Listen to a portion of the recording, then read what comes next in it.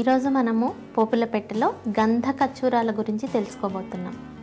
గంధ ఖర్జూరాలు అనగానే మనం చాలామంది ఉపయోగించేది ఏంటంటే, మనం సున్నిపిండి తయారు చేసుకునే దాంట్లో గంధ ఖర్జూరాలు తప్పక కలుపుతూ ఉంటాము. ఎందుకు అనంటే, ఒకటి సువాసన, రెండవది మన బాడీకి స్వెట్ ఎక్కువ వచ్చే వాళ్లకు స్వెట్ని కంట్రోల్ చేయడానికి గంధ ఖర్జూరాలు చాలా ఉపయోగపడతాయి.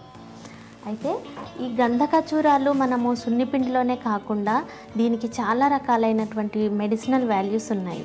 అయితే ఇది మనకు ఆస్తమా లాంటి వ్యాధుల్లో, తర్వాత రుమాటిజం వాపులు కలిగి కీళ్ళవాతం వస్తుంది కదా, అలాంటి వాళ్ళలో, తర్వాత డయేరియాలోను, తర్వాత యూరిన్ ఇన్ఫెక్షన్స్ తరచూ వచ్చే వాళ్లకు కూడాను ఇది చాలా ఉపయోగకరంగా ఉంటుంది. అయితే గంధ ఖర్జూరాలని మనము బాగా దగ్గు అంటే సీజనల్గా వచ్చే కాఫ్ తగ్గకుండా దగ్గే వాళ్లకు, అది డ్రై కాఫ్ అయినా సరే, మనకు మ్యూకస్తో వచ్చినటువంటి కాఫ్ అయినా సరే, మనం ఏం చేయొచ్చు అంటే గంధ ఖర్జూరాలు పొడి చేసి పెట్టుకుని వాటిని ఒక అర చెంచాడు పొడిని తేనెతో కలిపి మనం నాకుతూ ఉంటే స్లోగా దగ్గు మొత్తము కంట్రోల్ అయ్యి ఆ మ్యూకస్ మెంబ్రెయిన్ చాలా హెల్తీగా తయారవుతుంది.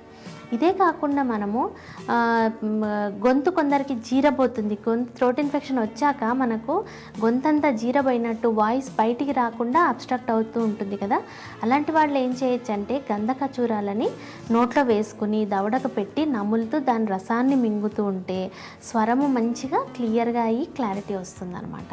అయితే గంధ ఖర్జూరాలను మనము రుమాటిజం కీళ్ళవాతం వచ్చే వాళ్లకు ఏం చేయొచ్చు అని అంటే, దీన్ని మనము ఒక టీ స్పూన్ గింజల్ని, అంటే ఒక టీ స్పూన్లో పట్టేటన్ని గింజల్ని తీసుకుని ఒక గ్లాస్ నీళ్లు వేసి దాన్ని బాగా మరిగించాలి.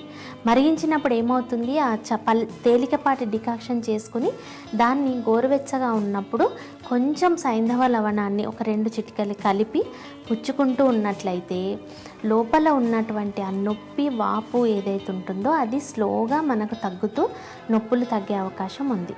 ఇదే కాకుండా దీంట్లో anti bacterial effects, anti viral అంటే ఇన్ఫెక్షన్స్ రాకుండా కాపాడే ఎఫెక్ట్స్ చాలా ఉన్నాయి. తరచూ స్కిన్ ప్రాబ్లమ్స్, స్కిన్ ఇన్ఫెక్షన్స్ వచ్చేవాళ్ళు ఏం చేయొచ్చు అంటే, ఈ గంధ ఖర్జూరాలను మనము స్నానం చేసే నీళ్ళల్లో ఒక గుప్పెడి గింజలు వేసి మరిగించి ఆ వేడి నీళ్లను మనము స్నానం కనుక చేసినట్టయితే పైన చర్మం పైన వచ్చే ఇన్ఫెక్షన్స్ అన్నీ కూడా నీట్గా వాషౌట్ అయిపోయి మనకు స్కిన్ మళ్ళీ నీట్గా కొత్తదనం కలిగి కనిపిస్తుంది.